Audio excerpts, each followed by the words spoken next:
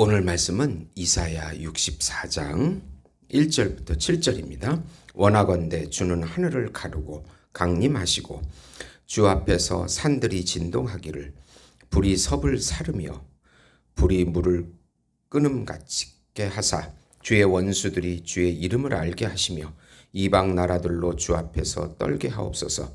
주께서 강림하사 우리가 생각하지 못한 두려운 일을 행하시던 그때에 산들이 주 앞에서 진동하여 싸우니 주 외에는 자기를 앙망하는 자를 위하여 이런 일을 행한 신을 옛부터 들은 자도 없고 귀로 들은 자도 없고 눈으로 본 자도 없었나이다.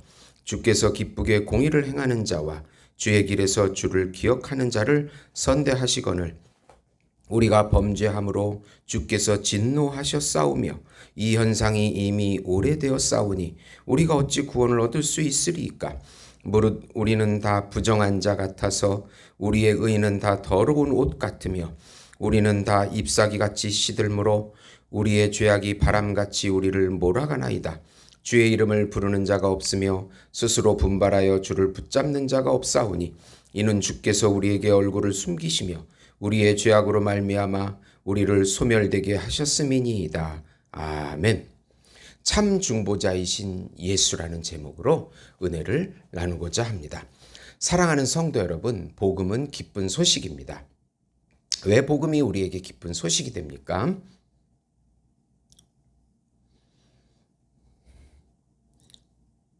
율법의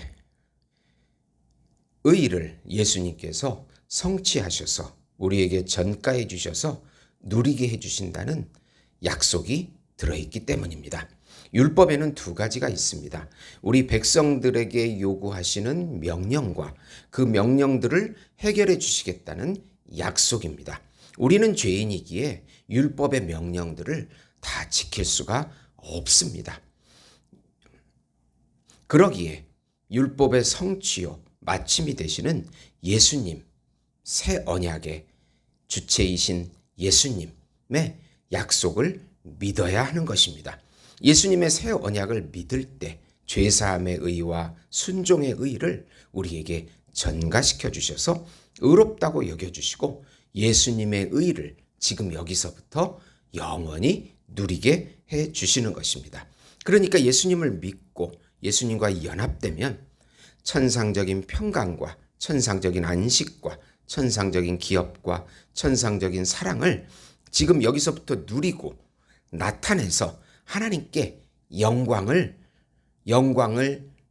올려지는 그런 예배의 삶, 사랑의 삶을 살게 해 주신다는 소식이 바로 복음인 것입니다. 참 중보자 되신 예수님께서 우리들을 위해 중보기도 하고 계심을 믿으라. 우선 과거의 놀라운 권능으로 역사하셨던 여호와 하나님을 기억하라. 이사야 선지자는 우시야 시대부터 므낫세 시대까지 60년을 예언한 대선지자입니다. 북이스라엘 멸망, 또 유다의 멸망, 유다의 그 바벨론 포로, 또 바벨론에서의 회복, 예수님의 초림, 예수님의 재림까지 모든 것을 예언한 선지자입니다. 오늘 말씀은 63장에 이어서 계속되는 이사야의 구원의 중보기도입니다. 바벨론의 포로가 된 이스라엘 백성들을 위해 기도를 올립니다. 출애굽과 시내산에서 강림하셨던 하나님을 기억합니다. 하늘에서 강림하시니 산들이 요동칩니다. 불이 산을 녹게 하듯이 이방 나라들이 하나님의 강림을 보고 떨게 해달라고 기도합니다. 시내산에서 강림하실 때 산들이 진동하니 누가 이런 일을 행하는 신을 들은 자도 없고 본 자도 없다고 고백합니다. 하나님의 권능을 높입니다. 하나님은 구속주이시며 심판주이십니다.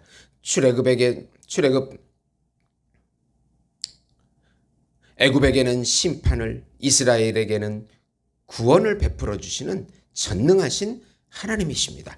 그 놀라운 권능을 회상하며 기대하며 고백합니다.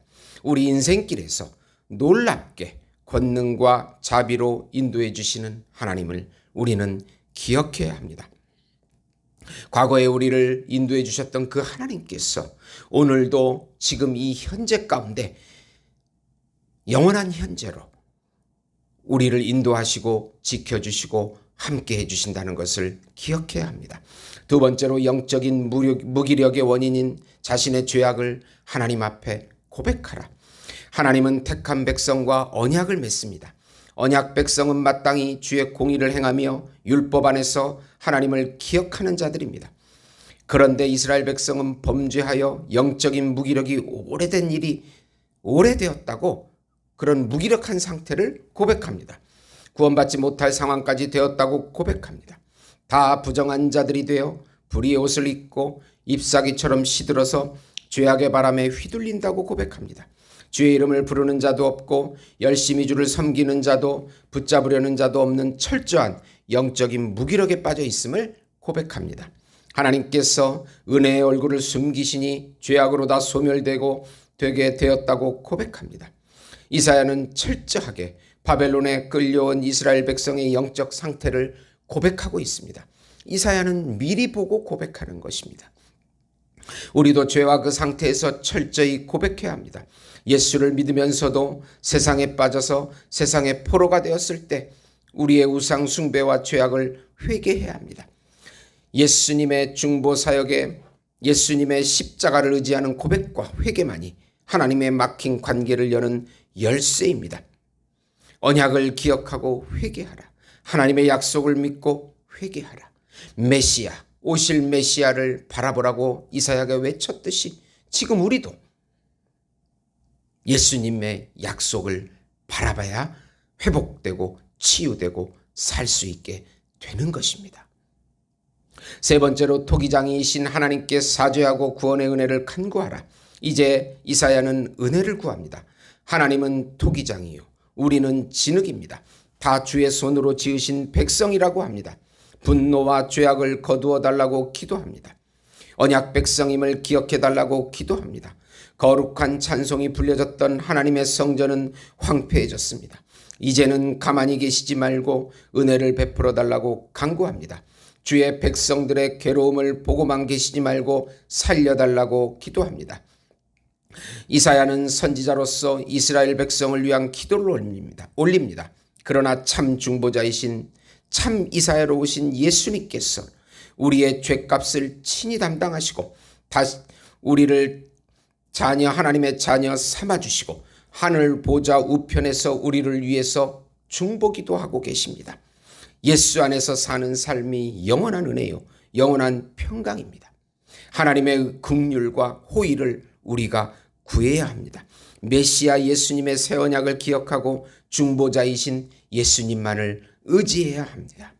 히브리서 4장 14에서 16절 보시면 그러므로 우리에게 큰 대제사장이 계시니 승천하신 이 곧 하나님의 아들 예수시라.